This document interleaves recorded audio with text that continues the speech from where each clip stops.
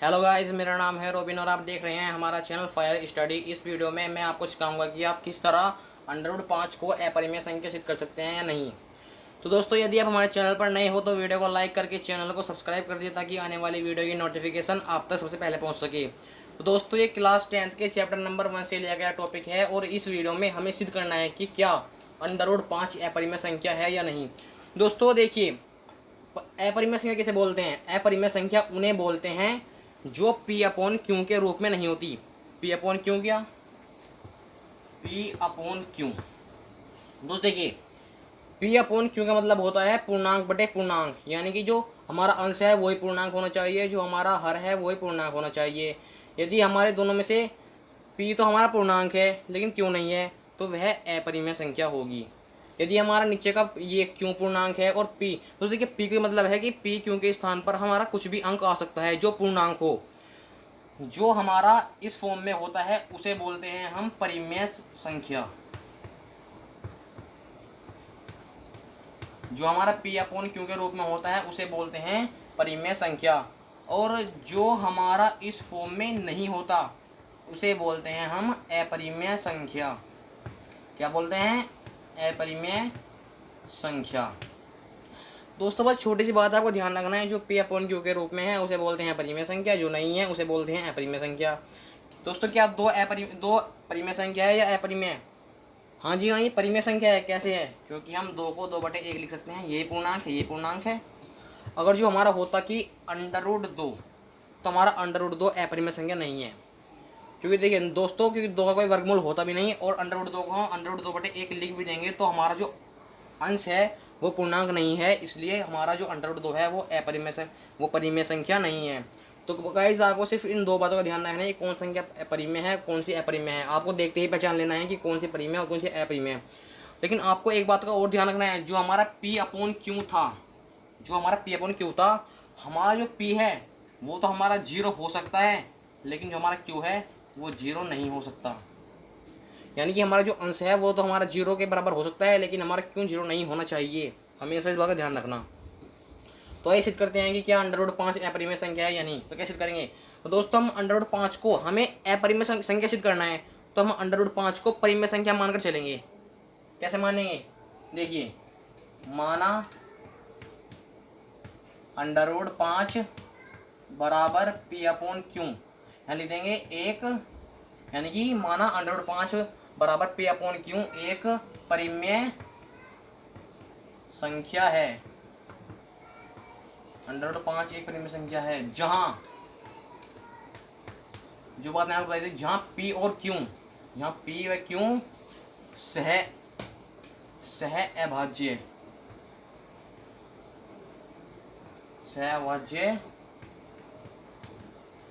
पूर्णांक है तथा नॉट इक्वल टू 0, यानी कि √5 बराबर P/Q एक परिमेय संख्या है जहाँ P और Q सहअभाज्य किसे बोलते हैं? सहअभाज्य उसे बोलते हैं जिनकी, जैसे देखिए हमारा 2/4 है, तो इनके बीच में कोई कॉमन संख्या है? जी हाँ, 2 है, कि जो 2 है वो इन दोनों संख्या में पूरा भाग कर रही है, नहीं 1/2। तो देखिए दोस्तों, ये तो हमारा सहअभाज्य नहीं है। सहअभाज्य उसे बोलते हैं जिनके बीच में कोई कॉमन फैक्टर ना हो, कोई कॉमन संख्या ना हो। जैसे कि हम लिख सकते हैं 7/5, 6/7, क्योंकि कोई भी ऐसी संख्या नहीं है जो इन दोनों को पूरा भाग करते हैं, तो उसे सहअभाज्य बोलते हैं। दोस्तों, हमारा क्वेश्चन यहाँ तक हो चुका है कि √5 बराबर P/Q एक परिमेय संख्या है जहाँ P, Q सहअभाज्य पूर्णांक है तथा Q नॉट इक्वल टू 0। अब करेंगे हम अगली लाइन में दोनों ओर का वर्क करने पर, यानी दोनों साइड का LHS और RHS का दोनों का वर्क करने पर। तो दोनों ओर का वर्ग करने पर, दोनों ओर का वर्ग कैसे करेंगे? जो √5 है दोस्तों, मैं आपको रफली करके दिखाता हूँ। जो √5 है वर्ग किसे कहते हैं? चलो घात 2 चढ़ा देते हैं। जो √5 का मैं वर्क करूँगा, तो देखिए जो हमारा अंडर है वो घात 2 से हट जाता है। ये नियम है कि जो हमारा अंडर है वो, जो हमारा अंडर होता है वो घात 2 से या वर्ग से हट जाता है। तो इसलिए जब हम 2 का √5 का वर्ग करेंगे तो सिर्फ हमारा 5 हो जाएगा, जो अंडर है वो 2 से कैंसिल हो जाएगा। जब इसका वर्ग करेंगे तो p का वर्ग बटे q का वर्ग, क्योंकि घात 2 से चढ़ेगी। चढ़ने के बाद कर देंगे हम क्रॉस मल्टीप्लाई, यानी कि इससे करेंगे इसमें 5 के नीचे कुछ भी नहीं है तो इसके नीचे हम 1 मान लेंगे, यानी पी स्क्वायर कर देंगे हम 1 में और क्यू स्क्वायर कर देंगे हम 5 में। तो पी स्क्वायर कन पी स्क्वायर, ये 5 करेंगे क्यू में तो 5 क्यू स्क्वायर हमारा ये आ गया। इसे मान लेंगे हम समीकरण नंबर 1। हमने समीकरण नंबर मान लिया। तो दोस्त देखिए आपने पढ़ा होगा जो हमारा, देखिए जब हम 5 को इधर लाएंगे, ये हमारा 5 है मल्टीप्लाई में है, जब इधर आएगा तो ये डिवाइड में हो जाएगा, यानी कि ये 5 जो है पी स्क्वायर को भाग करेगा इधर आकर। तो हमें इसे इधर लाना नहीं है, हमें सिर्फ इतना लिखना है कि जो हमारा अगले में लिखना है, इसलिए जो हमारा पी स्क्वायर है वह 5 से विभाज्य है। कैसे लिखेंगे? पी स्क्वायर 5 से विभाज्य है। जब हम 5 को इधर लाएंगे तो ये भाग हो जाएगा, इसलिए पी स्क्वायर 5 से विभाज्य है। जब पी स्क्वायर 5 से विभाज्य है, क्योंकि 5 की संख्या है अभाज्य, तो क्या लिखेंगे? इसलिए 5, क्योंकि 5 अभाज्य संख्या है। जब 5 अभाज्य संख्या है तो जो संख्या वर्ग में होती है ना, जो 5 है, चाहे उसका वर्ग हो वो उसे ही भाग करेगा, चाहे उसका वर्ग भी ना हो तो वो उसे ही भाग करेगा। ये पी स्क्वायर का वर्ग है, जो 5 है वो पी स्क्वायर को ही भाग करेगा, और जो इसका वर्ग करने पर आएगा उसे ही भाग करेगा, और जो वर्ग ना करने पर भी जो संख्या है जिसका वर्ग हो रहा है वो उसे ही भाग करेगा। तो इसलिए यहाँ लिखा मैंने पी स्क्वायर 5 से विभाज्य है, तो इसलिए पी भी 5 से विभाज्य है। तो पी 5 से विभाज्य है। इसे मान लेंगे हम समीकरण नंबर 2। दोस्तों हमारे समीकरण और 1 2 बन गई। अब क्या करेंगे दोस्तों, हम आगे एक बार और मानेंगे कि माना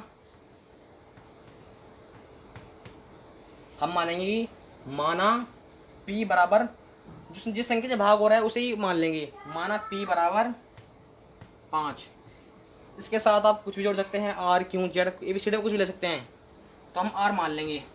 माना p बराबर 5r। आप संख्या इस क्वेश्चन के आधार पर √2 कुछ सिद्ध कीजिए। ऐसे क्वेश्चन आ सकते हैं, उसमें सिर्फ जहाँ 5 है वहाँ 2 आ जाएगा, यहाँ हमने 5 माना तो वहाँ जो 2 का क्वेश्चन होगा वहाँ 2 आ जाएगा। इसलिए तो देखिए हमने माना ये 5 p बराबर 5r, हमने p बराबर 5r मान लिया।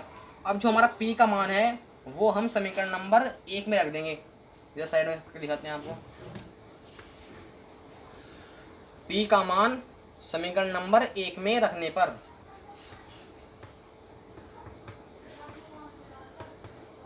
p का मान समीकरण 1 में रखने पर जो हमारा p का मान है, जहाँ यहाँ पर p है पहले समीकरण में, जहाँ p है वहाँ 5r रख देंगे। यहाँ p का वर्ग है तो इसलिए p के स्थान पर 5r पूरे का वर्ग इक्वल टू 5 क्यू स्क्वायर जो का 2। 5 का वर्ग 25, 5 का वर्ग 25 और r square equal to 5 Q square. दोस्तों देखिए जो ये 5 है, ये 5 को पूरा भाग कर देगा, तो हमें इतना लाने की जरूरत नहीं है, हम ऐसे ही का भाग करते हैं। 5 एकन 5, 5 5 25, यहाँ हो जाएगा 5 r स्क्वायर बराबर क्यू स्क्वायर। दोस्तों जिस तरह पहले समीकरण में था कि जो 5 है इधर आकर भाग में पहुंच जाएगा, जो कि पी स्क्वायर को विभाज्य करेगा फिर पी को भाग करेगा, तो इसी तरह हम इस तरह जो 5 इधर जाएगा तो क्यू स्क्वायर को विभाज्य करेगा, तो लिखेंगे इसलिए क्यू स्क्वायर 5 से विभाज्य है। विभाज्य का मतलब भाग, पूरा भाग है। क्यू स्क्वायर 5 से विभाज्य है क्योंकि 5 की संख्या है अभाज्य, जैसे हमने यहाँ लिखी थी।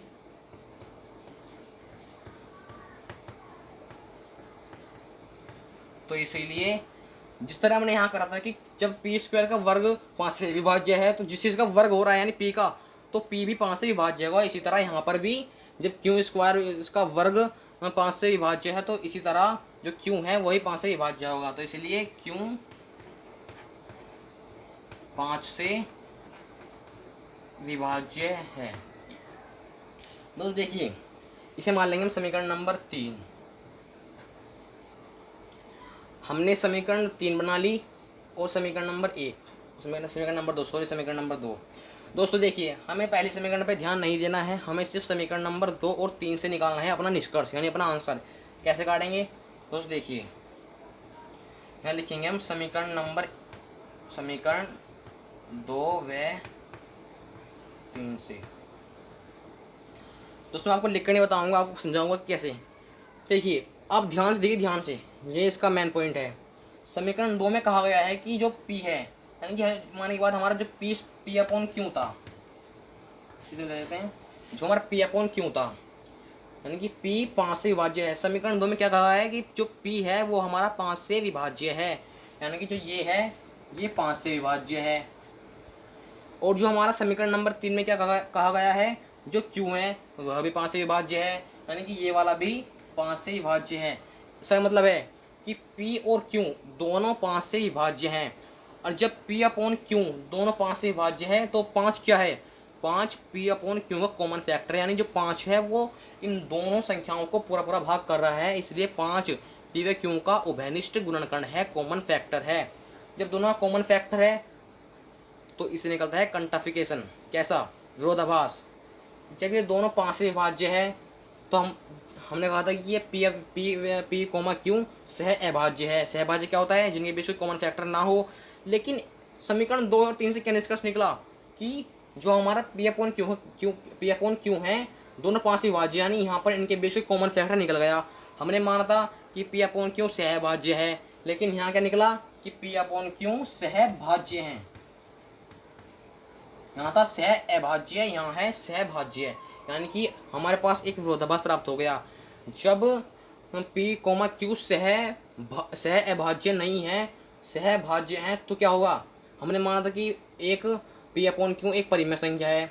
यह हमारी कल्पना ही ये कर दी हमने, कल्पना मानकर कि P अपॉन Q एक परिमेय संख्या है। हमारी ये बात गलत निकल गई। जब हमने P अपॉन Q परिमेय संख्या नहीं माना था, हमारा एक गलत निकल गया। तो P अपॉन Q क्या होगा, जब वो परिमेय नहीं होगा तो और क्या होगा, जब परिमेय नहीं होगा तो अपरिमेय होगा, जो परिमेय नहीं होता वो अपरिमेय होता है। तो इसलिए क्या निकला कि हमारा कि जो हमारा √5 है, क्योंकि जो हमारा √5 है वो P अपॉन Q के बराबर है। इसी तरह P अपॉन Q हमारा अपरिमेय संख्या है, P अपॉन Q हमारा √5 के बराबर है। तो इसलिए क्या, इसीलिए √5 हमारा √5 है वह अपरिमेय संख्या है। √5 अपरिमेय संख्या है। दोस्तों आपको इस क्वेश्चन में सिर्फ इतना ही सिखाना था। दोस्तों इस क्वेश्चन में थ्योरी बहुत है, उसमें लाइक बहुत छोटी सी बात है, तो आपको ज़्यादा दिक्कत नहीं मान ली है। थोड़ा सा थ्योरी को 2-3 बार लिख कर देखना है, आपके पास खुद पक्का हो जाएगी। यदि आपको ये वीडियो सही लगे तो इस वीडियो को लाइक करें और चैनल को सब्सक्राइब करें। Thank you.